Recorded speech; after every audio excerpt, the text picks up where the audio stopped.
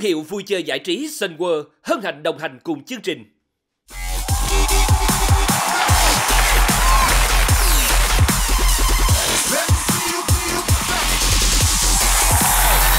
Vâng, xin được gửi lời chào mừng tất cả quý vị đang đến với chương trình Đấu Trường Võ Nhạc.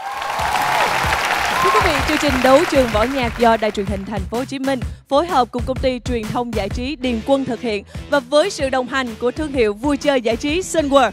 Và quý vị hãy đừng quên giờ phát sóng của chúng tôi. Chương trình sẽ được phát sóng vào lúc 19h30 thứ Bảy hàng tuần trên kênh HTV7. Thưa quý vị, Đấu Trường Võ Nhạc là chương trình lần đầu tiên tại Việt Nam và trên thế giới kết hợp 3 yếu tố: võ thuật, âm nhạc và vũ đạo, hứa hẹn sẽ mang đến cho tất cả quý vị rất nhiều những điều bất ngờ và thú vị. Bây giờ chúng ta hãy cùng gặp gỡ những người giám khảo quyền lực của chương trình Đấu Trường Võ Nhạc. Đầu tiên sẽ được giới thiệu biên đạo múa John Huy Trần,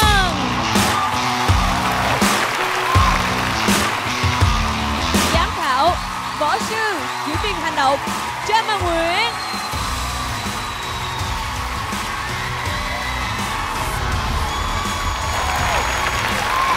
và cuối cùng là nữ giám khảo xinh đẹp siêu mẫu Minh Tú.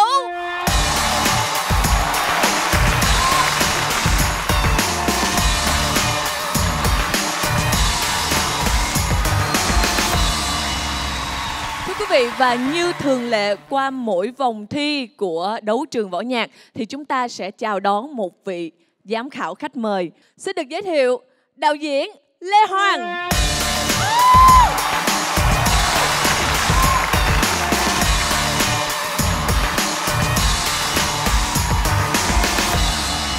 Quý vị rất là quen thuộc với anh Lê Hoàng qua các chương trình. Anh Lê Hoàng làm giám khảo luôn luôn là một giám khảo đưa ra những nhận định rất là sắc bén nhưng mà cũng rất là hài hước với các bạn thí sinh.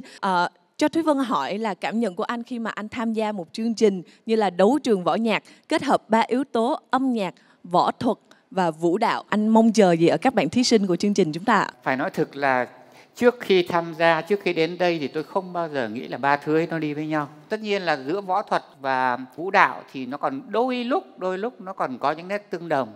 Chứ còn âm nhạc thì quá khó. Cho nên là hôm nay tôi rất là tò mò. Và tôi nghĩ rằng là chương trình này có thể mang đến những nét rất là lạ, hoặc là rất là khủng khiếp, hoặc là rất là hài và hoặc là rất là độc đáo. Xin cảm ơn Lê Hoàng. Dạ. Và xin mời anh sẽ quay trở về ghế giám khảo của mình. Chào các bạn.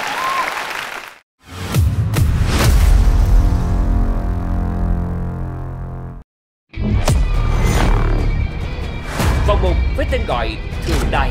Trong vòng này, top 20 nhóm sẽ được chia thành 4 bảng A, B, C, D. Mỗi bảng 5 nhóm. Mỗi tuần các nhóm trong cùng một bảng sẽ thi đấu với nhau theo chủ đề tự chọn và nhóm có số điểm thấp nhất sẽ phải ra về. Cách thức chấm điểm: sau mỗi phần trình diễn, ban giám khảo sẽ chấm điểm từng nhóm, lấy điểm trung bình trên thang điểm 10. 3 nhóm có số điểm cao nhất sẽ trở thành nhóm an toàn. 2 nhóm còn lại bước vào vòng nguy hiểm. Sau đó 101 khán giả tại trường quay bình chọn một lần duy nhất cho một nhóm mà họ yêu thích. Nhóm có số phiếu bình chọn thấp hơn sẽ bị loại. Sau 4 bảng thi, 16 nhóm sẽ bước vào vòng tiếp theo. Quý vị đang đến với vòng thượng đài của chương trình Đấu Trường Võ Nhạc. Và bây giờ xin mời tất cả quý vị cùng chào đón các thí sinh của bảng C, nhóm Mặt Trời Nhỏ. Hãy cùng chào đón nhóm Tre Việt. Và bây giờ sẽ là sự xuất hiện của nhóm Cột Lốc Vàng, nhóm Mãnh Hổ và cuối cùng nhóm Lửa Thiên.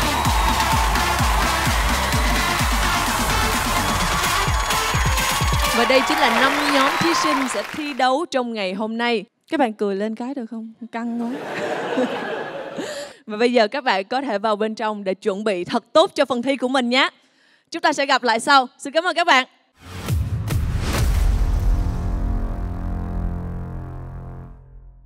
Thưa quý vị, và để chuẩn bị cho buổi thi ngày hôm nay thì các thí sinh của chúng ta đã trải qua một quá trình tập luyện rất hăng say và cũng rất là nhiều những niềm vui, nhiều bất ngờ.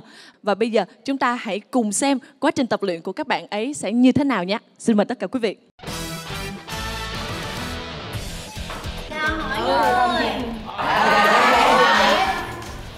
không khởi động đi, ngồi làm gì ạ?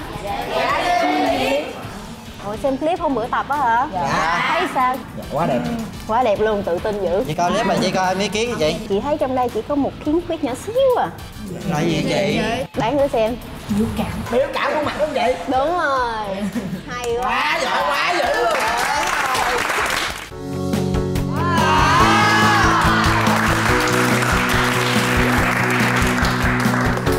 Xin chào mừng tất cả các bạn thí sinh đến với chương trình Đấu trường Võ Nhạc. Và bây giờ chúng ta hãy cùng làm quen với tất cả các bạn thí sinh trong hai nhóm ngày hôm nay nhé. Đây là nhóm Mặt Trời Nhỏ của bộ môn Taekwondo. Toàn là nữ không? Và đây là nhóm Lửa Thiên của Liên đoàn Võ Cổ truyền Thành phố Hồ Chí Minh.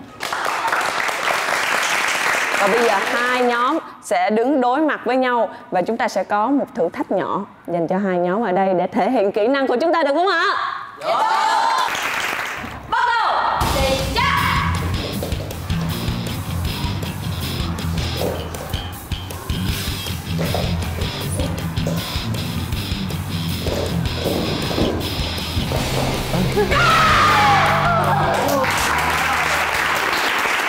Các cô gái của chúng ta đã thể hiện rồi, thì nhóm chúng ta sẽ như thế nào đây?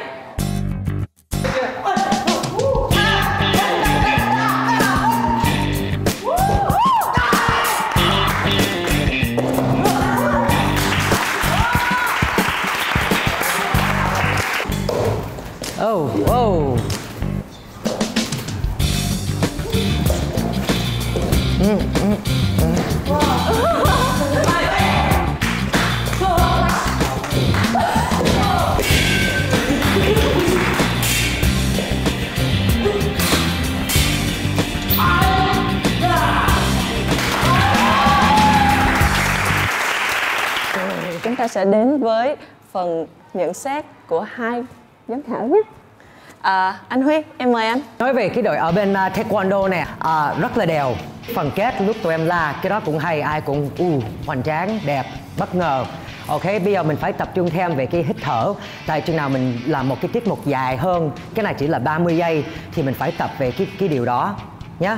Không biết là chị thấy phần trình diễn vừa rồi như thế nào ạ? Về cái vũ đạo cũng như là võ thuật mà các bạn á, cái skill của các bạn thì mình không có gì để nói nữa. Nó rất là đẹp. Chỉ có một cái là mình muốn rằng là cái biểu cảm gương mặt của các bạn á, cái cảm xúc nó sẽ có nhiều hơn. Các bạn tập trung về cái kỹ năng nhiều quá, đôi lúc ánh mắt của mình nó không có tỏa lên được cái sức khi mà mình đang muốn đấu cái đội bên kia, nhưng mà cứ cười. Đúng rồi. Đúng rồi. Yeah. Mình đang là đối thủ mà, có nghĩa là mình phải thực sự là đấu nhau chứ không phải là giống như là đang diễn cười vui. Mình nghĩ rằng là những cái kinh nghiệm của mình về diễn xuất thì mình có thể chia sẻ với các bạn những cái tip để mà biểu lộ cảm xúc trên gương mặt. Đó cũng là một trong những yếu tố để giúp các bạn có thể thành công hơn và các bạn có thể thật sự tỏa sáng trên sân khấu. Minh Tú rất là cảm ơn cái phần trình diễn của hai đội. Các bạn đã cho Minh Tú được một cái buổi tối rất là máu lửa, rất là nhiệt huyết, và mình thực sự rất là sảng khoái khi mà xem tiết mục của hai đội.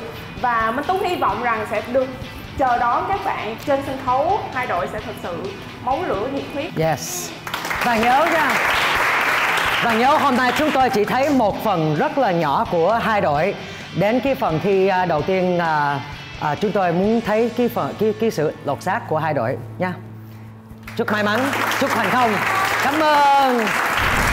Và quay trở lại sân khấu, bây giờ chúng ta sẽ đến với phần thi của nhóm thí sinh đầu tiên. Xin được bật mí với tất cả quý vị, đây là nhóm thí sinh và có độ tuổi nhỏ nhất trong chương trình. Trung bình các bạn từ 13 cho đến 16 tuổi thôi. Nhóm thí sinh này đến từ câu lạc bộ Taekwondo Lư Hải.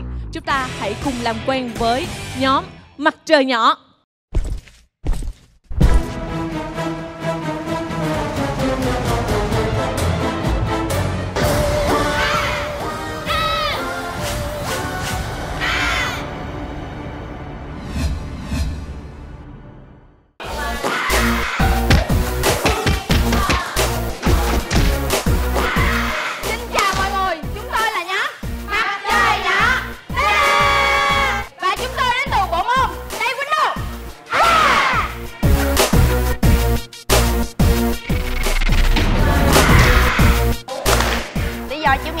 Chương trình này là vì rất là vui, bổ ích và tạo sân chơi lớn cho mọi người. Với lại chúng em cũng muốn tỏa sáng trong chương trình này.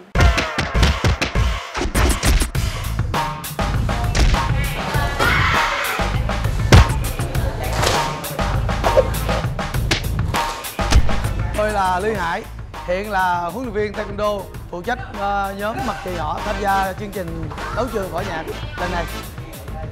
Các bạn thường thì nghĩ là võ thuật thì nó sẽ là một cái cứng nhắc, cục bịch, nhưng mà võ nhạc thì nó sẽ đem lại cho các bạn chuyển sôi động hơn. Tôi tên là Hà Lộc, hiện nay tôi làm biên đạo cho nhóm mặt trời nhỏ bộ môn taekwondo. Lộc cảm thấy là nhóm tập luyện rất là hăng say. Nhóm muốn đặt ra mục tiêu nhất định là phải có một phần trình diễn thiệt là xuất sắc. Đối với vòng tượng đài này thì Lộc muốn các bạn phải thể hiện rực rỡ nhất, đó chính là môn võ taekwondo của mình, và thể hiện làm sao để cho mọi người biết rằng là trong các thế võ thì là môn võ nào cũng có những cái ưu điểm nhất định, và taekwondo cũng vậy.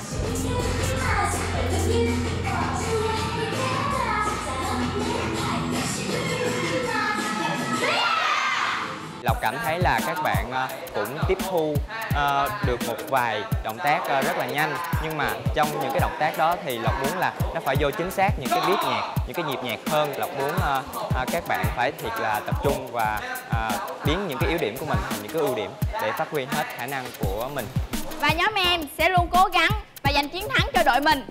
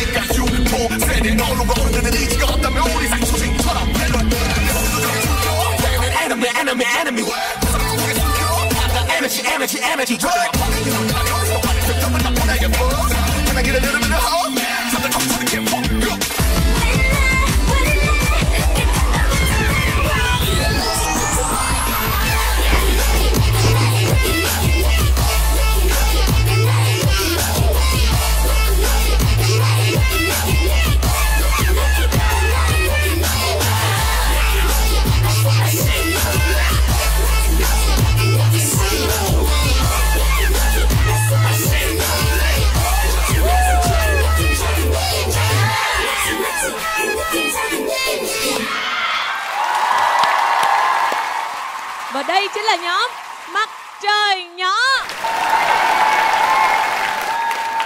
Wow, là nhóm thi đầu tiên trong ngày hôm nay và vừa hoàn thành cái phần trình diễn của mình. Bây giờ cái cảm xúc của tụi em đang như thế nào? Dạ, tụi em cảm thấy hơi mệt. Xong cái bài trình diễn thì thấy thoải mái hơn được một chút, đỡ lo lắng hơn. Không biết là ban giám khảo nhận xét như thế nào về nhóm thí sinh nhỏ tuổi nhất của chúng ta? Nhóm thấy dễ thương quá à. Yeah, rất là dễ thương đúng không chị? So cute. Trama thấy chàng trai này là lucky á nha, hên quá. Được làm nhóm với mấy bạn gái dễ thương quá. Duy, khi em lộn nhào á, em cao đủ mà em có thể chắc chắn mà lên trên cái chân của em được. Nghĩa là mỗi lần lộn á, em cứ xuống tới đây à. Mà em cứ tự tin mà mình lộn thêm cái chút xíu nữa em có thể lên được cái chân á, nó thể thấy mình mạnh mẽ hơn, em hiểu không? Dạ chị là Dạ. cái đó là em muốn cái phong cách là xuống được cái rầm. Biết rồi, tại em làm một lần rồi, lần thứ nhì em nên đứng lên chân. Dạ. Vậy chị cho ý kiến như vậy. Nhưng mà hay em làm chắc chắn đẹp. Dạ em cảm ơn chị. Dạ. Với lại một cái nữa, cái này là về kỹ thuật thôi nha. Các em rất là dẻo luôn, quá đẹp luôn, đá quá đẹp. Mà cho cái ý kiến là khi em đá đó, cho chị xin phép xuống để chị sửa được không? Yes, mời chị. Mở đầu á, ai đá? Em đá lại cái kiểu đá này được không? Chị coi. Em giữ cho chị nha. Wow. Đó, giữ cho chị. Bây giờ em làm như vậy nha. Cho cái chân nó xoay qua một chút nữa đó. Rồi cho cái đùi nó phải qua như vậy mới là đúng cái round kick nha em. Làm như vậy nó cao hơn, cái kiểu em đá nó giống cái front kick. Em phải cho nó qua hơn chút như là cái round kick mới đẹp nha. Rồi em kéo nó lại như vậy. Ok. Chị em cũng Em thấy. tự chị lên đây làm thử chứ sao lên chị thôi vậy?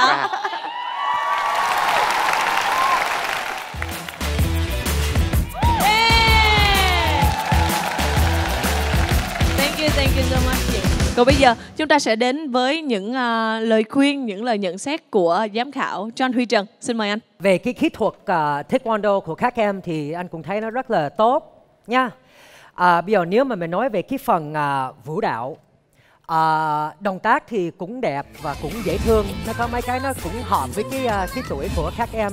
Và anh rất là thích cái Cannon lúc mấy cô gái làm cái động tác chân xong bạn nam rớt xuống. Cái đó cũng có mấy cái điểm nhấn tốt để giúp cái tiết mục của mình. Nhưng cái kỹ thuật về cái phần nhảy anh vẫn thấy là tụi em chưa thoải mái lắm. Hơi bị lo lắng, hơi bị rung Rất chút. là rung nhá, hơi căng. Lúc mình thấy cái động tác kỹ thuật của taekwondo tụi em rất là tự tin. Sau mình vô cái phần vũ đạo thì nó mất một chút xíu tự tin. Thì anh muốn cả hai đều với nhau, tốt bằng nhau. Tụi em là một cái nhóm trẻ nhất trong chương trình. Nhưng anh biết là với kinh nghiệm thì tụi em có rất là nhiều, đúng không? Thì tự tin hơn nhá. Tụi em làm được mà. Chúc mừng bạn. Em cảm ơn. Và bây giờ xin mời giám khảo Minh Tú. Qua cái phần thể hiện của các em á, thì chị thấy được là cái tinh thần đồng đội nó rất là cao. Về cái động tác võ thì nó rất là có lực, nhưng mà về những cái động tác nhảy á, nó thiếu cái lực. Nó vẫn cảm thấy là nó bình. Nó chưa thật sự là nhìn nó máu lửa. Nếu mà mình có cơ hội để tiếp tục thì lần sau á, bỏ đi những cái lo lắng. Đây là một cái cơ hội để mình thể hiện mình trước tất cả mọi người. Chúc mừng em. Xin cảm ơn giám khảo Minh Tú. Thúy Vân xin được mời giám khảo khách mời Lê Hoàng. Taekwondo là cái môn võ mà cái quan trọng nhất là đòn chân. Và quan trọng nhất chính là cái đá đó. Thì khi mà các bạn dàn dựng một cái điệu múa như vậy, các bạn phải tận dụng cái mạnh của cái môn võ của mình. Có nghĩa là các bạn phải biểu diễn nhiều cái đòn chân hơn nữa để cho người ta thấy, bởi vì rằng là nó phải có cái đặc trưng của môn võ, chứ nó không, nếu không thì nó trở thành ra vận động viên nào cũng có thể biểu diễn được, đúng không? Taekwondo biểu diễn thì nó khác, quyền Anh biểu diễn nó khác, Muay Thái biểu diễn nó khác, mà nói chung là mình phải đưa cái đặc điểm của cái bộ môn của mình vào trong cái bản múa. Cái này thì không biết là tại các bạn hay là tại người biên đạo, nhưng mà tôi tiếc là tôi không được. Các bạn đá rất đẹp, nhưng mà vì thế tôi lại đòi là đá nhiều hơn thì tôi lại không thấy. Cái ưu điểm của các bạn đó là các bạn có một cái đội hình tốt, là việc các bạn làm như thế này trong một thời gian ngắn là điều rất là đáng khen. Giá như các động tác taekwondo được mạnh hơn nữa và điển hình hơn nữa thì các bạn sẽ rất thành công. Xin cảm ơn giám khảo Lê Hoàng. Tụi em học ở trong câu lạc bộ Taekwondo Lư Hải đúng không? Em có thể giới thiệu một chút về nơi mà mình học cũng như là ai là người hướng dẫn các em học ở trong trường? Mới vào môn Taekwondo thì tụi em vào tập ở trường, một trường tiểu học. Khi vào sâu bên trong thì tụi em mới được thầy tạo điều kiện tốt hơn là về phòng tập để tập. Hôm nay thầy có đi với tụi em không? Dạ có. Giờ mời thầy lên được không? Dạ. Dạ mời thầy. Dạ mời thầy. Dạ vâng, em xin chào thầy. Khi mà thầy biết thông tin là các em học trò của mình sẽ thi đấu trường võ nhạc, một cuộc thi mà nó không có chỉ đơn thuần là võ thuật không, mà nó còn có vũ đạo và âm nhạc, thì lúc đó cái cảm xúc của thầy như thế nào? Lần đầu tiên thì mình nghe tới đấu trường võ nhạc thì mình phải rất là vui. Thật sự là khó ai mà làm được cái chương trình này, mà mình cũng nung nấu cái ý tưởng rất là lâu rồi. Kỹ thuật võ thì nó phối hợp với âm nhạc thì nó sẽ tạo nên những cái động tác nó mềm mại và kỹ thuật nó sẽ hay hơn, và có phụ huynh phải nhìn nhận lại cái cách tại sao con mình học võ. Đó, tôi đi dạy thì thường phụ huynh nói con trai phải học võ, dạ, con gái không học võ, con gái phải học múa. Nhưng mà tôi không biết tôi dạy sao mà học trò tôi gái không à. Xin cảm ơn thầy rất là nhiều. Dạ. Và bây giờ thì chúng ta sẽ đến với số điểm của ban giám khảo dành cho nhóm Mặt Trời Nhỏ. Đầu tiên là số điểm của giám khảo khách mời đạo diễn Lê Hoàng, 7 điểm. Giám khảo Minh Tú, 7.5 điểm. Giám khảo John Huy Trần, 7 điểm. Và cuối cùng là số điểm của giám khảo Gemma Nguyễn, 8 điểm. Số điểm trung bình của các bạn là 7.4 điểm. Xin được chúc mừng nhóm Mặt Trời Nhỏ và các bạn có thể vào bên trong. Chúng ta sẽ gặp lại nhau nhé. Cảm ơn các bạn. Phần trình diễn của tụi em chưa được tốt, tại vì còn chưa tự tin với lo lắng. Số điểm cũng không có được như mình muốn thì cũng hơi buồn, nhóm em cũng có chút buồn, nhưng mà nếu mà có cơ hội vào vòng sau thì nhóm em sẽ cố gắng đạt được điểm số cao hơn. Fighting!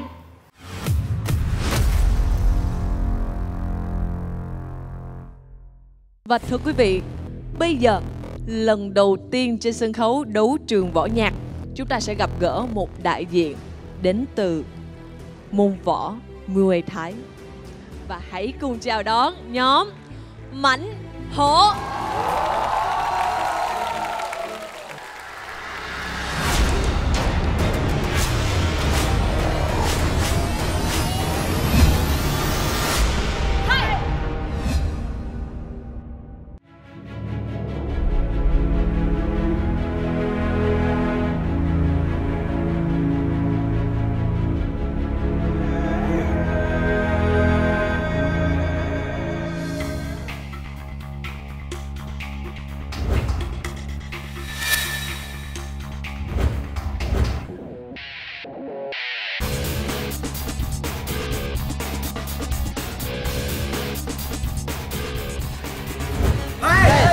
Chúng tôi là đội Mãnh Hổ đến từ bộ môn Muay Thái. Sawadee.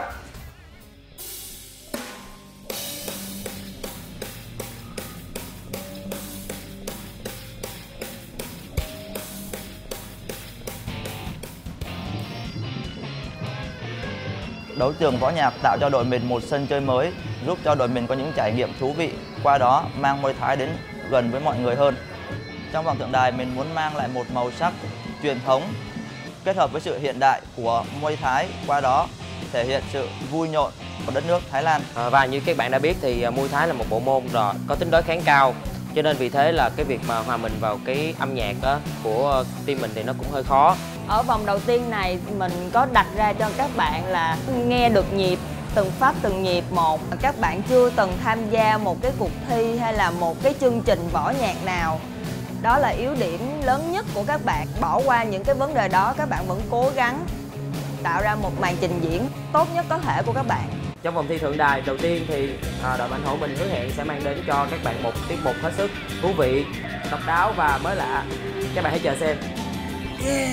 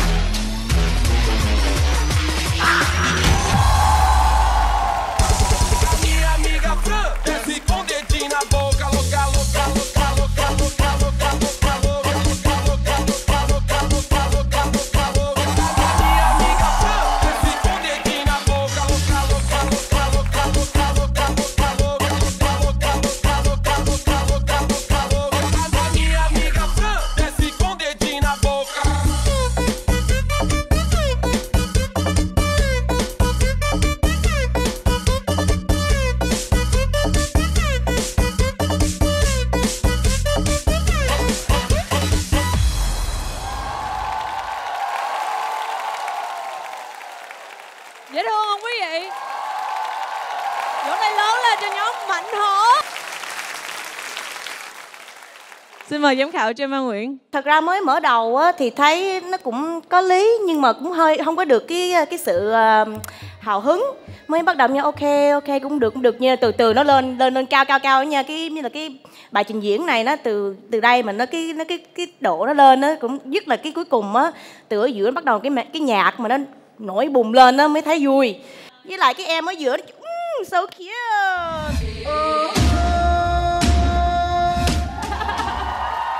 Thấy vui, thấy rất là vui. Xin mời giám khảo Minh Tú. Khi mà các em bước ra á, thì thú thật cái phần mở màn á, chị thấy nó cũng bình thường như những đội khác.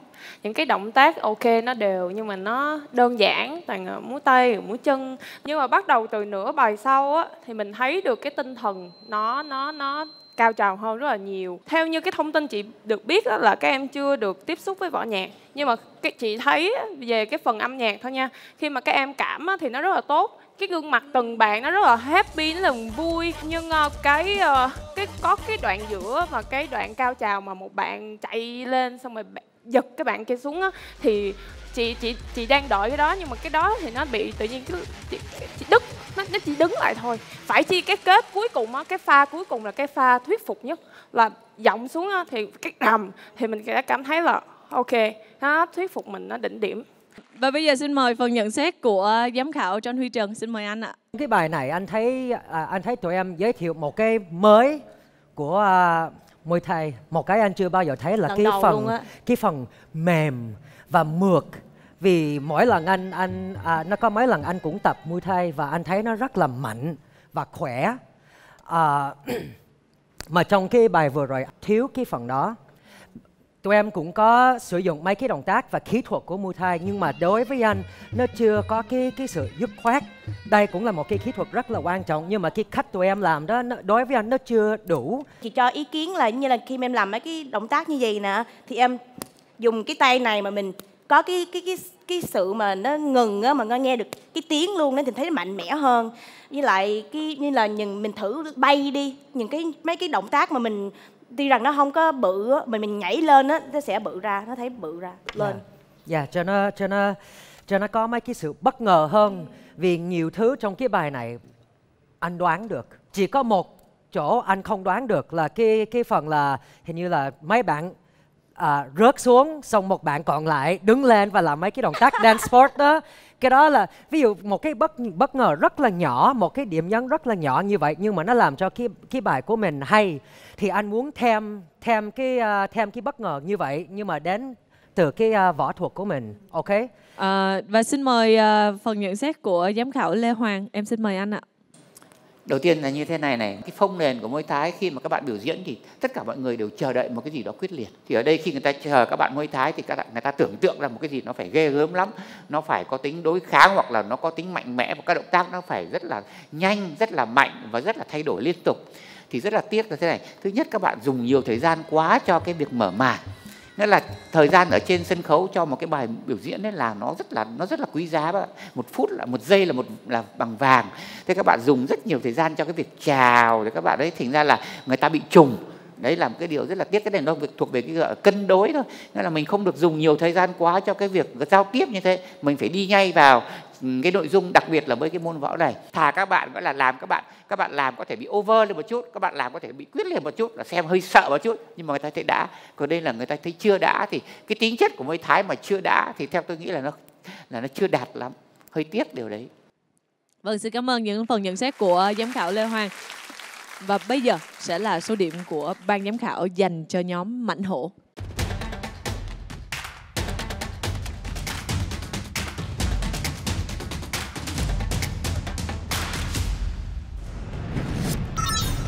Đầu tiên là số điểm đến từ giám khảo Lê Hoàng, 7 điểm. Và bây giờ sẽ là số điểm của siêu mẫu Minh Tú, 7.5 điểm. Và xin mời số điểm của giám khảo John Huy Trần, 6 điểm. Giám khảo Trâm An Nguyễn, 7.5 điểm. Và bây giờ sẽ là số điểm trung bình của nhóm Mạnh Hổ, 7 điểm. Xin được cảm ơn các bạn nhóm Mạnh Hổ và chúng ta sẽ gặp lại nhau nhé. Cảm ơn các bạn. Xin cảm ơn tất cả quý vị khán giả đã bình chọn cho đội Mãnh Hổ để Mãnh Hổ có cơ hội bước tiếp vào vòng trong. Đội mình xin hứa sẽ trong vòng trong sẽ có một màn trình diễn thật Trung đột phá, bất ngờ, bí hiểm, sáng tạo, hài hước. Mãnh Hổ. Yeah.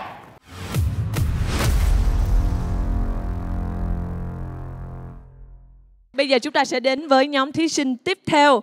Và Thúy Phương xin được giới thiệu về nhóm thí sinh này. Điều đặc biệt là các bạn không đến từ một bộ môn võ nào hết, mà các bạn là một nhóm bạn chơi chung với nhau và là một nhóm nhảy, thưa quý vị. Và đến với chương trình Đấu Trường Võ Nhạc thì các bạn đã làm quen với võ thuật ngay từ đầu với sự hỗ trợ của 2 thành viên đã học qua Taekwondo.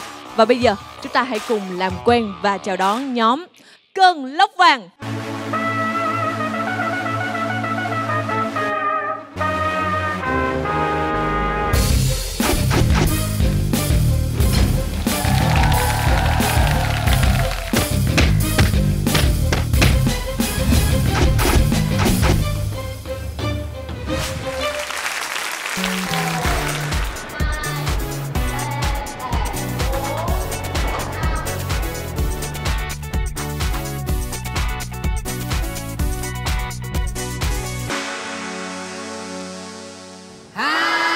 Chúng tôi là nhóm Cơn Lốc Vàng. Chúng tôi đến từ trường Đại học Hutech. Nhóm chúng tôi đại diện cho hơn 30.000 sinh viên tham gia vào chương trình Đấu Trường Võ Nhạc năm nay. Nói về thế mạnh của nhóm xuất thân là nhóm vũ đạo nên về kỹ năng và cảm nhận âm nhạc sẽ rất tốt. Nhóm chúng tôi rất yêu thích võ thuật, đặc biệt là bộ môn Taekwondo, và đó cũng chính là lý do mà nhóm chúng tôi đến với chương trình Đấu Trường Võ Nhạc năm nay để thỏa mãn niềm đam mê của mình.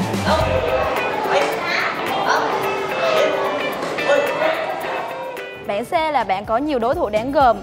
Tuy nhiên, trong chương trình này mọi thứ đều công bằng và chuyện gì cũng có thể xảy ra. Đến với vòng thượng đài, vì đây là vòng đầu tiên rất quan trọng nên chúng tôi muốn mang hết tất cả những gì chúng tôi có để đem đến chương trình Đấu Trường Võ Nhạc để khán giả cũng như ban giám khảo có thể hiểu rõ hơn về bản chất và những thế mạnh mà nhóm Cơn Lốc Vàng này mang tới.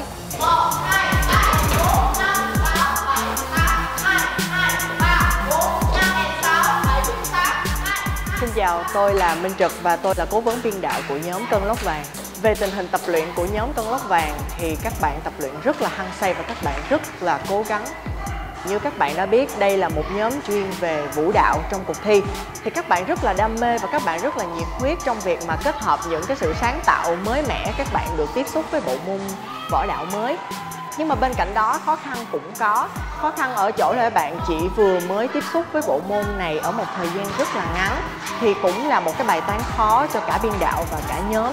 Và chắc chắn là chúng tôi sẽ phải luyện tập nhiều hơn nữa và thật chăm chỉ hơn nữa.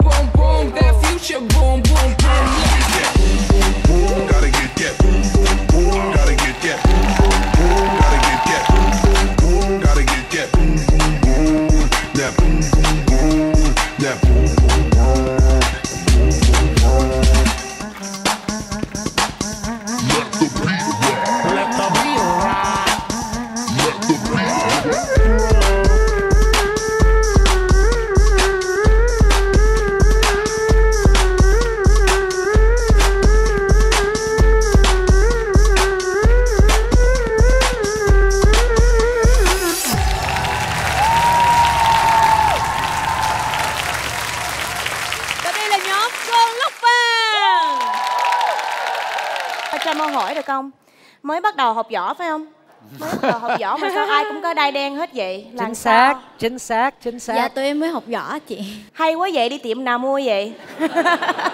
Nhưng mà thật ra mấy em là dancer nên là mình phải giống như là nên mình embrace cái sự là mình là dancer, chứ không có nên mà mình giống như là mình mặc đồ võ để giống võ, hiểu tôi nói không? Because you guys are dancers, I think you should embrace the fact that you're dancers. Don't try to look like something you're not. And as a martial artist, we take a lot of value in having a black belt. Pride. Respect in having a black belt, and I don't appreciate someone just wearing a black belt without having to earn it. Khoan, nhưng mà không phải là tất cả các bạn là dancer, có một số bạn là taekwondo. Có taekwondo trong đó thấy. Em gái ở đây đúng không? Bạn nào taekwondo giơ tay? Hai bím. Dạ. Thấy rõ. Tôi hiểu rồi, bởi vì rằng là thật ra những người có một chút nào tập võ đấy thì họ sẽ được giáo dục là phải rất là tôn trọng cái đẳng cấp. Đẳng cấp trong võ thuật là điều rất là khó khăn và người ta rất là tôn vinh. Thành ra là người không có trong võ thuật thì có thể coi cái điều đấy nó nhẹ nhàng, nhưng mà đã tham gia võ thuật dù chỉ một ngày thôi thì lập tức là phải có cái thay đổi ngay. Cái điều đó các bạn cũng nên thông cảm với những người mà đã có qua võ thuật. Thôi bây giờ chúng ta quay trở lại với phần nhận xét đi. Xin mời chị Gemma. Chị thấy là cái võ thuật nó cũng hơi yếu, mà tại em mới bắt đầu thôi cho nên chị thông cảm. Chị cho một chút ý kiến nha, giống như là cho mình tiến bộ hơn chút. Thì khi các bạn á là muốn là chị làm đây nha. Thì giống như là chị lên đây luôn cũng được nè. Ok, các bạn á muốn làm nhìn thấy nhanh á, mà cái đánh của các bạn nó không có chuẩn, cái stance á, nó chưa có được chuẩn, mà nó cần quẹt như thôi à. Nghĩa là khi mình đánh nó phải mình vừa đánh á thì cái này nó phải land trúng đúng y chang cái it's like the same time. Dạ, cái này trong võ gọi là tấn á, nhưng mà mình định tấn xuống. Vừa đánh á là nó land ngay khi cái này nó turn, dùng hết cái hip của mình mà mình, em biết không? Mà ý chị nói là như là có cái sự nha. Còn phần gì chị muốn thị phạm cho các bạn không ạ? Nhảy á thì nó có cái sự như là mình có thể như là flow, nhưng mà theo võ thì nhất là làm môn taekwondo á thì nó phải có cái điểm dừng, thấy không anh? Như là mình đánh á phải không tới đây thôi, mình phải cho nó dừng. Cái khúc này đánh á, khi mình đánh á mình chờ tới khi cái cuối cùng á mình cho nó snap, không phải là gì thôi, nhưng vậy nó có một cái snap trong đó, cho nên cái nó gì mới thấy là mạnh mẽ. Dạ, giống như là từng động tác các bạn phải dứt khoát và chắc chắn á, giống như là đòn nào là ra là chắc cái đòn đó, đúng không chị? Dạ em cảm ơn chị. Thank you. Bạn bắt đầu đăng ký tham gia đấu trường võ nhạc và lựa chọn môn võ taekwondo là môn mà mình sẽ chịu ảnh hưởng để mà tham dự, thì lúc đó cái quá trình tập luyện của các bạn như thế nào? Em xin kính chào ban giám khảo và tất cả mọi người đang có mặt tại trường quay ạ. Không sao, bình tĩnh nè, cứ bình tĩnh. Dạ thì trong thời gian đầu mà tụi em tập taekwondo thì tụi em cũng có gặp một chút khó khăn. Nhóm đa số là mọi người trong đây là thiên về vũ đạo á chị, cho nên là về kỹ thuật võ thì mọi người là hầu như là không có. Qua thời gian gần đây tụi em tập thì cũng có cải thiện được một chút. Thì vì là người mới tập võ cho nên là có nhiều cái nó không có chắc chắn cho lắm. Mọi người chỉ là cố gắng hết sức thôi ạ. Nhưng mà thật ra em học ngắn gì, trong thời gian ngắn gì mà cũng giỏi chứ. Khoảng bao lâu vậy em? Dạ khoảng chừng 1 tháng ạ. Wow, tập trong 1 tháng đó chị. Bây giờ sau 1 tháng mà em tập taekwondo thì em thấy cái môn võ này như thế nào? Dạ khá là bổ ích, tại vì nó cũng có thể tập cho tụi em thêm một cái tính gọi là tính kiên nhẫn chị ạ. Bây giờ thấy anh John Huy anh rất là trầm ngâm, xin mời phần nhận xét của anh ạ. Thì một cái các em có là anh thấy hai nhóm vừa rồi thiếu là lửa. Tụi em có lửa và cái đó là một cái mình rất là cần trong cái chương trình này, là cái sự bùng nổ trên sân khấu. Tụi em làm chủ và tụi em bắt buộc mọi người phải nhìn mình nhá. Thì tụi em có cái điều đó nó rất là thu hút. Một cái tụi em đang thiếu, rất thiếu là taekwondo. Ok, nhưng mà tụi em vừa nói tụi em chỉ tập 1 tháng, nhưng mà nếu mà mình muốn đi tiếp trong cái chương trình này, cái phần đó nó phải tiến bộ nhiều hơn nữa. Tại vì cái đòi hỏi của anh rất là cao. Nếu mà tụi em đứng trên sân khấu và có đai đen, anh cần thấy mấy một cái level khác. Cái phần nhảy rất là hay, nhiều cái động tác phức tạp, nhưng nó có một số lần mình chưa đều lắm, thì cái đó mình phải mình phải chú ý kỹ hơn. Ok, nhưng nguyên cái bài này anh cũng thấy nó khá là thú vị. Khá là thú vị. Em cảm ơn anh ạ. Giữ cái thần thái đó mà tiếp tục nha. Và xin mời giám khảo Minh Tú. Về phía quan điểm của chị á, thì đây là một trong những tiết mục mà chị thấy được cái tinh thần rất là mới mẻ, sôi động, năng động. Âm nhạc nó cũng rất là vui. Và đúng như là nhìn vô là biết các em là đã từng tập nhảy và là vũ đạo rồi. Nếu mà mình tính theo cái tiêu chí là đấu trường võ nhạc thì chị vẫn thấy thiếu những cái kỹ thuật võ. Có thể chị không phải là người biết võ nhưng mà chị đã có cơ hội xem những cái vòng trước thì những cái đội taekwondo thì có nhiều cái động tác cực kỳ hấp dẫn mà họ nhảy cũng chưa chắc thua tụi em. Dạ, chính xác. Tiếp theo á, là khi mà hai bạn solo, có hai bạn mà biết đánh võ mà solo á, hồi nãy có hai bạn đấu với nhau thì giống như là cái lực nó vẫn chưa có. Cái đó chị cảm nhận một bạn nam và một bạn nữ. Đó là vì chị chưa thấy được cái lực khi mà các em múa võ. Còn cái việc về nhảy thì không có gì bàn cãi nữa. Hồi nãy giờ 3 đội thì đội của em là nhảy đẹp nhất, đồng đều nhất và cái feeling nó cũng tốt nhất. Chúc mừng các em. Cảm ơn giám khảo Minh Tú và xin mời giám khảo Lê Hoàng. Thứ nhất đó, là cái bài biểu diễn của bạn cũng thiếu một cái độ mạnh. Đừng có tưởng là chỉ có võ thuật mới có những động tác mạnh. Thật ra cái vũ đạo cũng rất là mạnh đấy chứ. Nếu các bạn đã xem rất nhiều phim và các bạn thấy là những cái diễn viên vũ đạo á, khi mà họ có nhiều cái bài nhảy mà mình nhìn thấy họ rất là có lực, chứ không phải là cứ không có võ là không có lực đâu. Điều thứ hai là cái các bạn biểu diễn thì đúng là có sự thoải mái thật, nhưng mà nó lại thiếu một cái sự nó gọi là cái độ rắn giỏi ở trong cái thoải mái. Nó không có nghĩa là dễ dàng, nó không có nghĩa là đội hình sao cũng được, mà nó phải có một chút nó gọi là có cái sự gọi là nó gọi là cái tính mạnh mẽ ở trong cái dàn dựng ấy, thì tôi cũng không thấy. Nguyên cái bài của các bạn đó, nó không có điểm nhấn các bạn ơi.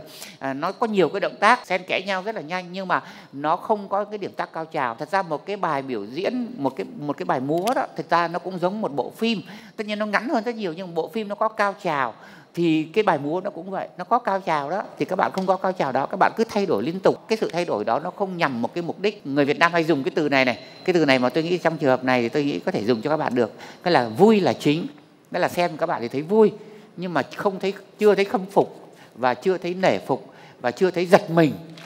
Cảm ơn phần nhận xét của giám khảo Lê Hoàng. Chúng ta sẽ đến với số điểm dành cho các em. Và số điểm của giám khảo Lê Hoàng 6.5 điểm, giám khảo Minh Tú 7.5 điểm, số điểm của giám khảo George Huy Trần 6.5 điểm. Và bây giờ là số điểm của giám khảo Gemma Nguyễn 7 điểm. Chúng ta đã có số điểm của 4 giám khảo và bây giờ sẽ là số điểm trung bình nhé. 6.9 điểm. Chúng ta sẽ gặp lại nhau. Cảm ơn các em rất nhiều. Chúng tôi đã cố gắng hết sức nhưng mà phần trình diễn hôm nay thì chúng tôi chưa cảm thấy tốt. Những đánh giá, bình luận của ban giám khảo ngày hôm nay là hoàn toàn chính xác và chúng tôi luôn coi đó là những lời khuyên chân thành cũng như là kinh nghiệm để chúng tôi cải thiện. Nếu có được tiếp tục vào vòng sau thì chúng tôi sẽ lấy đó để làm động lực cũng như là cố gắng hơn để cải thiện những khuyết điểm của vòng này chúng tôi chưa thực hiện được. Cơn lốc vàng, we are the best.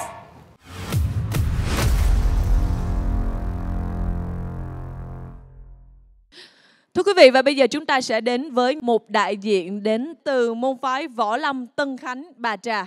Hãy cùng chào đón nhóm Tre Việt.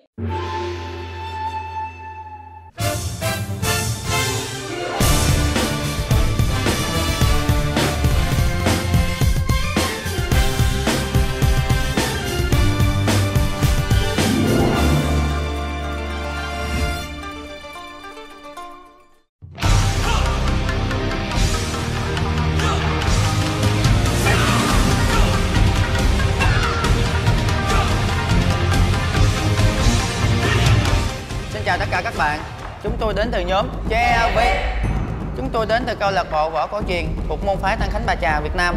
Sở dĩ môn phái lấy tên là Tre Việt bởi vì Tre Việt là hình tượng rất là quen thuộc đối với người Việt Nam. Đối với môn phái của chúng tôi nói chung và võ cổ truyền nói riêng thì Tre Việt thể hiện sự đoàn kết của cả nhóm. Nhóm gắn bó với bộ môn võ cổ truyền là gì? Thứ nhất, tất cả đều đam mê và yêu thích. Cái thứ hai, tất cả đều muốn giữ gìn và phát huy cái bộ môn võ cổ truyền của Việt Nam. Chúng tôi đến với chương trình đấu trường võ nhạc là thứ nhất là để giao lưu học hỏi với các đội nhóm khác và để hiểu biết thêm về những môn võ khác. Thứ hai là để cho môn võ cổ truyền của mình đến gần với khán giả và với mọi người hơn.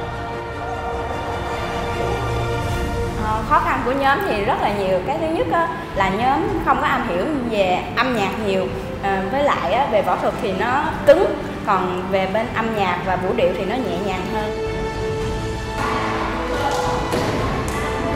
Tất cả chúng tôi đều đến từ rất nhiều công việc, rất nhiều việc khác nhau, do đó chúng tôi cũng phải nỗ lực rất là nhiều để có thể cùng nhau tập luyện với các biên đạo.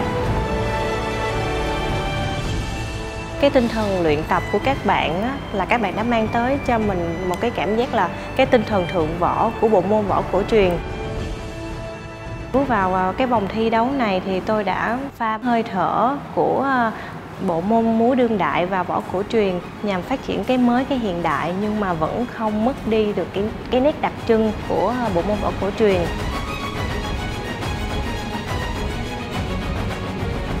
Khi tới với chương trình thì các bạn đã có một cái nền tảng võ thuật vô cùng chắc chắn, nhưng về phần cảm nhạc và biểu cảm gương mặt của các bạn vẫn chưa có, thì mình sẽ giúp cho các bạn thực sự tự tin hơn khi mà thể hiện võ thuật kết hợp với âm nhạc và vũ đạo nhuần nhuyễn với nhau.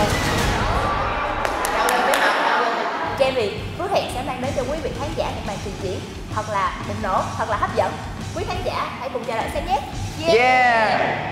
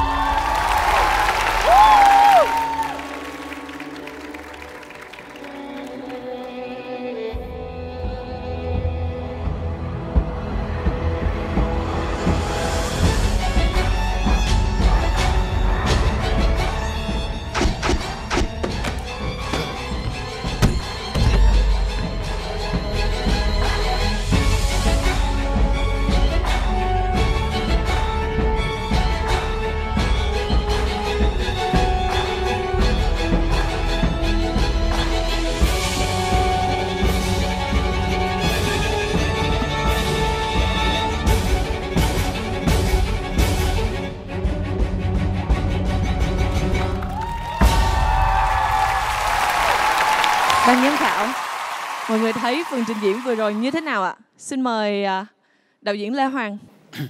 Tôi thấy phần biểu diễn của các bạn rất là tốt. Thứ nhất là nó mềm mại, nó ra một cái bài múa nhưng mà đồng thời nó vẫn có những cái động tác quyết liệt của võ thuật. Đó là điều mà không phải là dễ mà hòa hợp với nhau. Cái thứ hai nữa đó là từng bạn ra đòn, các cái tư thế ra đòn và gọi là tạo hình cũng rất là đẹp. và âm nhạc cũng rất là hay.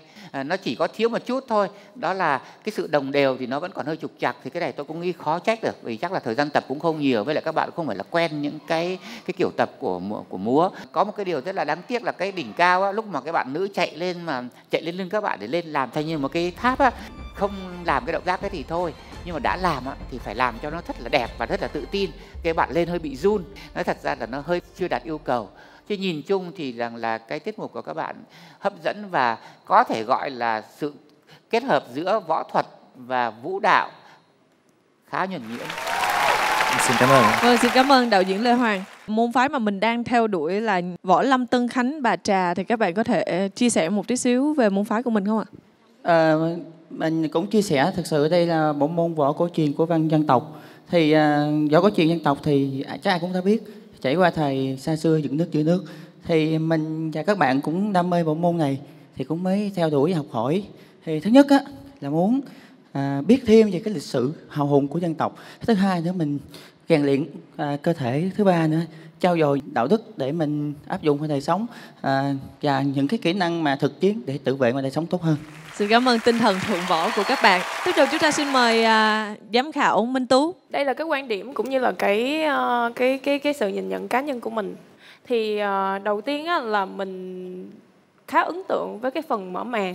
Cái biểu cảm của các bạn đầu tiên trên sân khấu nó khá là tốt. Sau đó là hai bạn bên đây vô thì cái phần đội hình nó rất là tốt. Nhưng mà khi tất cả mọi người dàn ra đội hình thì mình thấy nó hơi rối. Bên cạnh đó thì những cái biểu cảm của các bạn á, nó bình bình. Nó so với những cái tiết mục mà mình đã coi á, thì nó không tệ, nhưng mà nó không thật sự có nhiều cao trào. Giống như anh Hoàng nói á, thì đúng là có một cái tiết của mình là cái đoạn cao trào nhất á, là một bạn nữ chạy lên. Đó là cái mà mình đang chờ đợi nhất. Nhưng mà lúc lên á, thì mình vẫn thấy nó bị hơi nửa vời. Nó vẫn chưa thật sự đến đỉnh điểm. Đó là cái quan điểm của mình. Nhưng mà cũng chúc mừng các bạn gì đó có một bài thể hiện khá là thành công. Xin cảm ơn giám khảo Minh Tú. Và bây giờ xin mời anh John Huy Trần.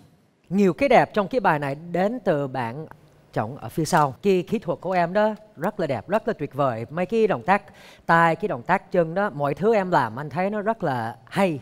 Cho một cái tiết mục thì nguyên nhóm chưa đủ. Nó có nhiều cái anh chưa hài lòng lắm. Cái động tác lúc bạn nữ chạy lên đó, anh đang nhìn xong anh thấy một số bạn ở phía sau đang nhắc ha, đếm nhịp ha, nói chuyện với nhau. Nếu mà tụi em làm cái đó anh thấy cái tâm lý của nguyên nhóm bị đứt. Xong cái tập trung của anh nó cũng bị đứt. Tại thực sự anh muốn tập trung về cái bạn đang chạy lên, nhưng mà sau đó anh nhìn ở chỗ khác là ủa mấy bạn này đang làm cái gì, không tập trung về cái tiết mục ha, đang nhắc nhau. Anh không thoải mái lắm lúc anh xem. Một cái vấn đề đối với anh là cái nhạc, anh rất là thích cái nhạc này, nhưng nó có nhiều cái khó cho tụi em. Vì một cái là tụi em chưa có nhiều kinh nghiệm với võ nhạc, đúng không? Và biên đạo chọn một cái bài đúng nha, nó hay, nó đã. Nhưng nếu mà mình không có mấy cái nhịp hay mấy cái khúc hay mấy cái beat là tụi em không nghe rõ thì nó xảy ra nhiều cái vấn đề cho mình. Thì anh rất là hy vọng nếu mà tụi em được đi theo một vòng nữa sâu hơn đó, mình sẽ thấy một cái gì tốt hơn. Vì trong cái kỹ thuật của tụi em anh rất là thích. Thật ra Trâm thấy cái bài nhạc này không có hợp lý với lại cái môn võ này. Thì cái môn võ này nó rất là mạnh mẽ, mấy cái thế rất là đẹp. Cái thế mà bùm bùm bùm, vì cái nhạc nó hơi chậm quá, nó không có mềm, nó không có theo, nó không có hợp lý với lại cái. Nhưng mà cái nhạc nó cũng có mấy cái điểm nhấn như vậy. Nhưng mà cái sai là mình chưa thấy tụi em sử dụng mấy cái effect đó, mấy cái hiệu ứng đó. Cho nên uổng là thấy cái đó thôi. Có nhiều lần Trâm cũng thấy là cái đôi mắt á, mình nhìn ở đâu á là khán giả nhìn theo. Cho nên mình đang làm như vậy mà mình đấm như vậy mà cái mắt đang nhìn xuống như vậy ha, bên nhìn làm người ta bị giống như là distracted, mất tập trung, không có tập trung được. Trâm muốn thấy thêm giống như là mình làm chung một cái có nhiều cái phần mà chỉ là một người biểu diễn thôi. Có như là 2-3 phần là khi có một người biểu diễn thôi, muốn thấy thêm giống như là mình làm hết cái đội, more teamwork. Dạ. Mà chúc mừng các bạn hay không chứ? Tại cũng thấy khá lạ. Chúng ta đã nghe những phần nhận xét của ban giám khảo dành cho nhóm Tre Việt. Xin mời ban giám khảo sẽ cho số điểm nhóm Tre Việt. Với phần trình diễn vừa rồi thì số điểm giám khảo Lê Hoàng dành cho các bạn là 8 điểm, giám khảo Minh Tú 8 điểm, giám khảo John Huy Trần. 6.5 điểm, giám khảo Gemma Nguyễn. 7.5 điểm là số điểm dành cho các bạn. Như vậy chúng ta đã có số điểm của 4 vị giám khảo dành cho nhóm Tre Việt. Và bây giờ sẽ là số điểm trung bình. Trong phần thi đấu của mình, số điểm trung bình của các bạn là 7.5 điểm. Chúc mừng các bạn. Các bạn có thể đi vào hậu trường và chúng ta sẽ gặp lại nhau nhé. Xin cảm ơn các bạn. Lần đầu tiên thì nhóm đến với một sân chơi lớn như vậy thì mấy bạn cũng chưa thực sự tập trung lắm. Cái thứ hai nữa là về tâm lý thì mấy bạn cũng còn run sợ khi lên một cái sân chơi khấu lớn. Về phần nhận xét của ban giám khảo thì mình thấy rất là đúng, thì góp ý cho nhóm để sau này nếu mà có được vào vòng trong thì nhóm sẽ khắc phục những cái khuyết điểm đó để cống hiến cho khán giả những cái màn trình diễn thật là đặc sắc. Tre Việt!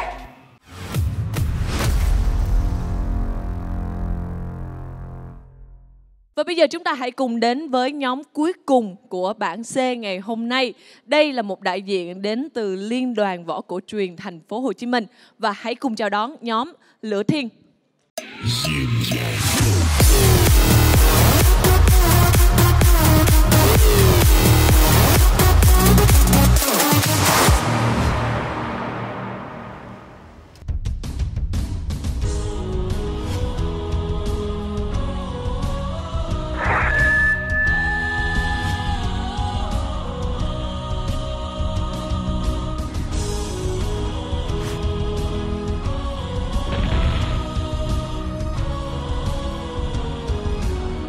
Chào các bạn, chúng tôi là nhóm Lửa Thiên. Chúng tôi đến từ Liên đoàn Võ Cổ truyền Thành phố Hồ Chí Minh. Chào mừng đến với Đấu trường võ nhạc. Yeah!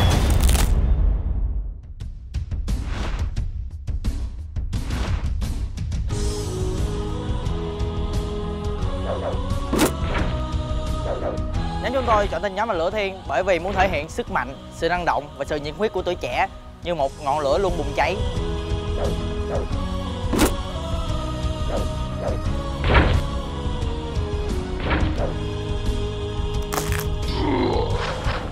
Võ cổ truyền rất là đa dạng về các loại binh khí, đặc biệt là các loại binh khí như đao, kiếm, thương, siêu và các loại binh khí khác như quạt, dù, những loại binh khí thông dụng được áp dụng trong đời sống hàng ngày. Nhóm chúng tôi chọn việc gắn bó với võ cổ truyền là do võ cổ truyền là một môn võ dân tộc mang đậm vẻ đẹp, màu sắc truyền thống của con người Việt Nam. Việc tập luyện võ cổ truyền khiến cho chúng tôi cảm thấy tự hào.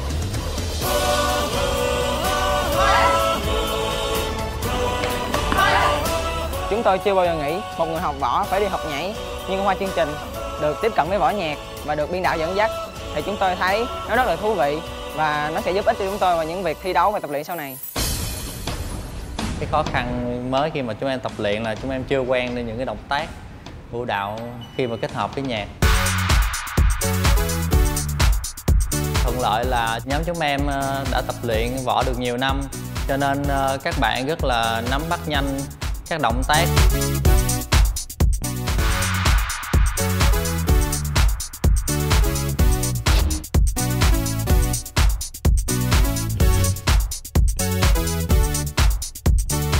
Trong vòng tượng đài này, nhóm Lửa Thiên muốn thể hiện một màu sắc truyền thống pha lẫn nét hiện đại, đồng thời thể hiện nét đặc trưng của võ cổ truyền Việt Nam. Em thấy thì trong bảng C thì đội nào cũng có điểm mạnh riêng, nhưng mà em đặt niềm tin vào đồng đội của em. Nhóm tụi em tin chắc rằng nhóm tụi em sẽ giành chiến thắng. Lửa Thiên!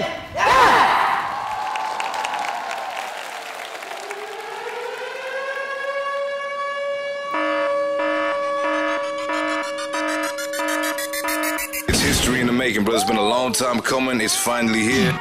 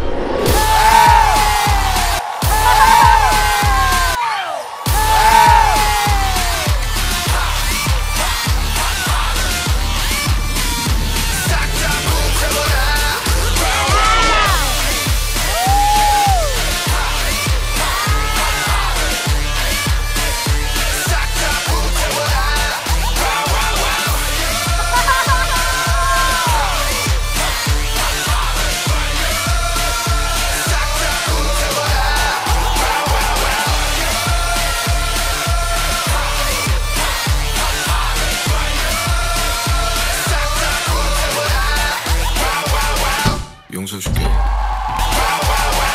용서줄게.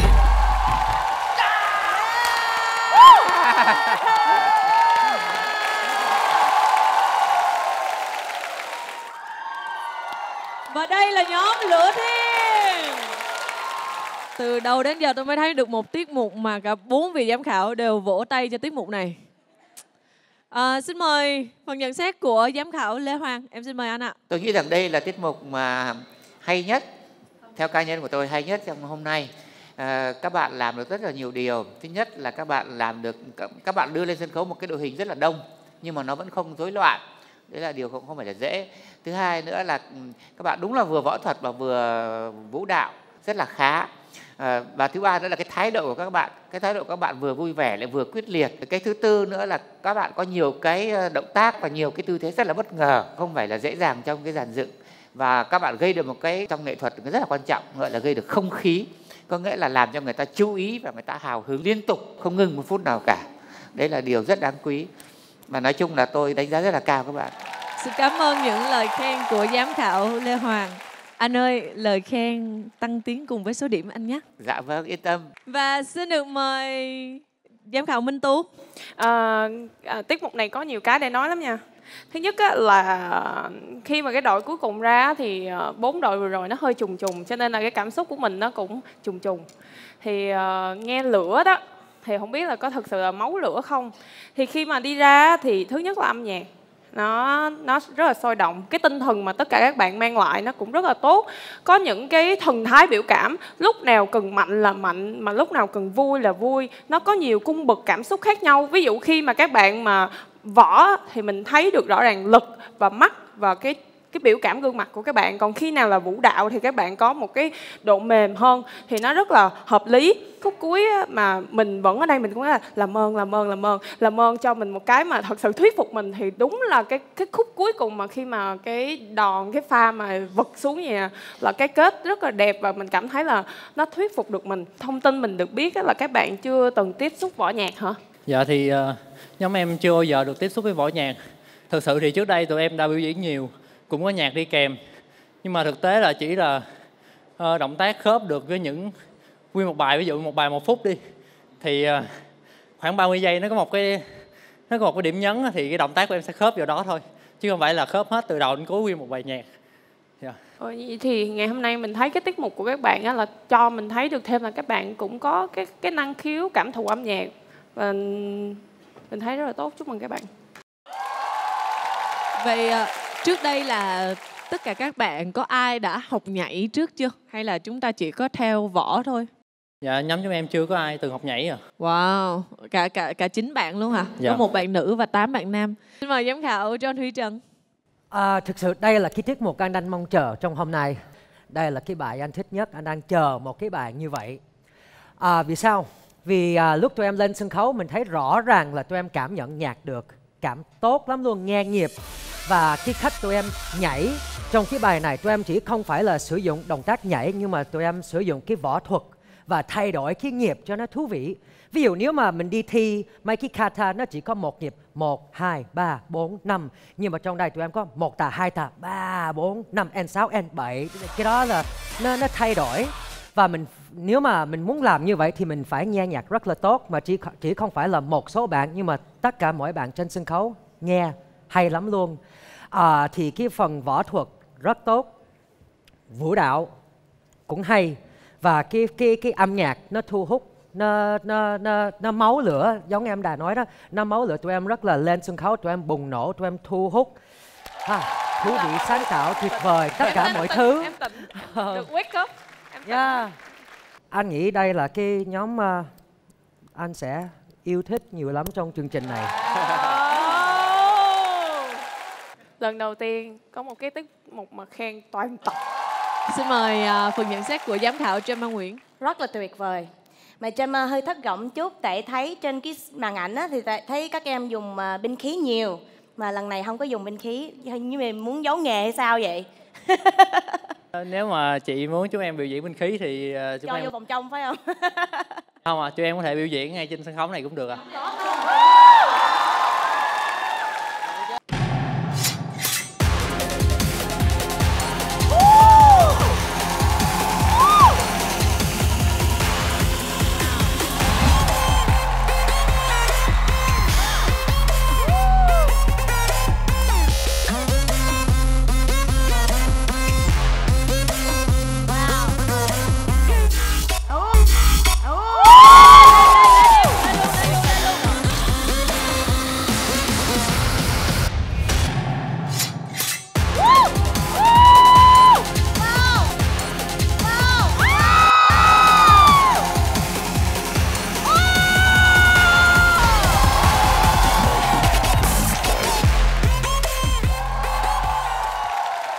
Rất là ngưỡng mộ, tại vì học binh khí rất là khó. Tiếp tục á, Trâm muốn thấy thêm mấy cái chiêu như vậy đó nha.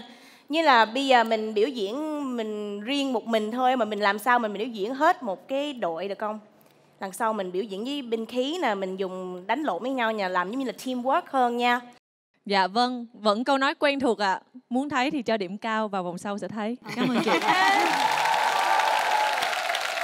Và bây giờ sẽ là số điểm của ban giám khảo dành cho nhóm Lửa Thiên.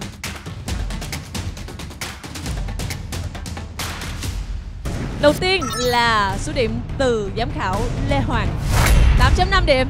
Tiếp theo là số điểm từ giám khảo Minh Tú, 9 điểm. Và xin mời số điểm của giám khảo John Vi Trần, 9 điểm. Giám khảo Gemma Nguyễn, 8.5 điểm. Và bây giờ sẽ là số điểm trung bình dành cho nhóm các bạn nhé. Số điểm trung bình dành cho nhóm Lửa Thiên là 8.8 điểm. Chúc mừng các bạn.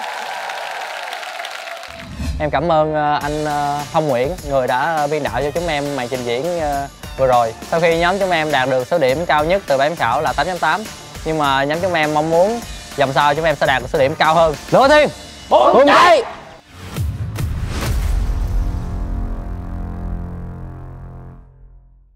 Thưa quý vị, trải qua phần thi đấu vừa rồi, các nhóm đã thể hiện hết mình và đã nhận được số điểm của ban giám khảo. Và như vậy, 3 nhóm an toàn ngày hôm nay xin được chúc mừng nhóm Lửa Thiên. Xin được chúc mừng nhóm Tre Việt. Và cuối cùng xin được chúc mừng nhóm Mặt Trời Nhỏ.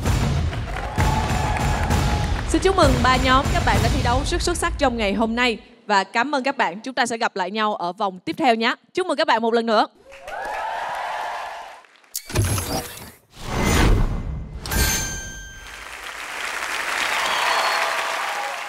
Vâng, thưa quý vị khán giả thân mến, bây giờ trên sân khấu của chúng ta còn lại 2 nhóm chưa vào vòng an toàn. Đó chính là nhóm Mãnh Hổ và nhóm Cơn Lốc Vàng. 101 khán giả ở trường quay thân mến, mọi người sẽ có cơ hội cứu nhóm vào vòng an toàn bằng cách bình chọn cho nhóm mà mình yêu thích nhất.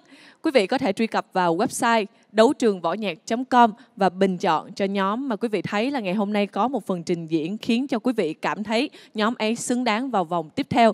Và một điều Thúy Vân xin được lưu ý, đó chính là mỗi khán giả chỉ được bình chọn cho một nhóm thí sinh mà thôi ạ. Và trước khi chúng ta đến với phần bình chọn thì chúng ta sẽ giao lưu với 2 nhóm một tí nhé. Đầu tiên thì Thúy Vân xin được hỏi nhóm Cơn Lốc Vàng đi. Thì các bạn đã hài lòng với cái phần trình diễn của mình chưa? Dạ, về phần thi ngày hôm nay của bọn em thì bọn em đã cố gắng hết sức. Về mọi lời nhận xét và cũng như là lời đánh giá của các vị ban giám khảo thì tụi em sẽ tiếp thu và cũng xem đó là một bài học kinh nghiệm cho những lần sau.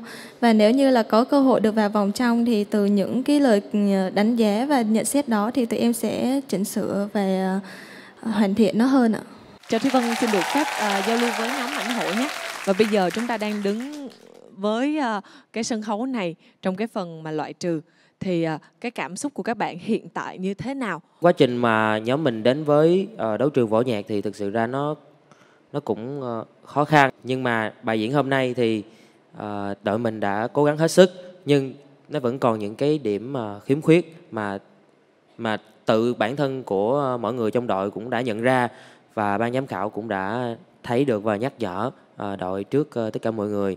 Thì đó sẽ là những cái điểm mà trước tiên đội cần phải khắc phục. Và hy vọng là tất cả mọi người sẽ bình chọn cho đội Mãnh Hổ để bước tiếp vào vòng trong. Tôi Vân nghĩ đây là một quyết định sẽ rất là khó khăn dành cho tất cả quý vị khán giả có mặt tại trường quay. Và bây giờ 30 giây bình chọn dành cho 101 khán giả tại trường quay. Bắt đầu!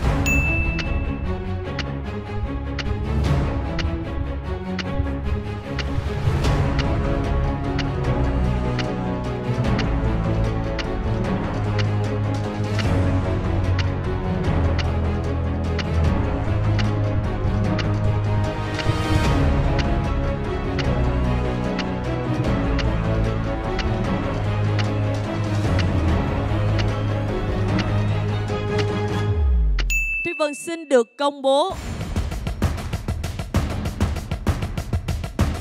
Hai nhóm thí sinh thân mến, và nhóm an toàn đi tiếp vào vòng trong. Xin được chúc mừng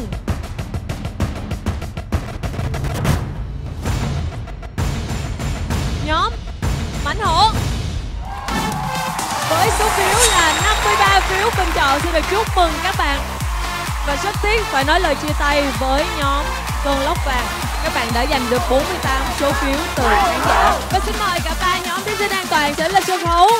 Vâng, thưa quý vị, như vậy là tập phát sóng thứ 3 của chương trình Đấu Trường Võ Nhạc đến đây là kết thúc. Quý vị đừng quên giờ phát sóng của chúng tôi. Chương trình sẽ được phát sóng vào lúc 19h30 thứ Bảy hàng tuần trên kênh HTV7.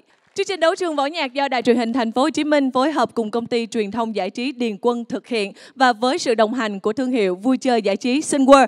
Còn bây giờ, Thúy Vân và tất cả những người làm chương trình xin chào tạm biệt và hẹn gặp lại.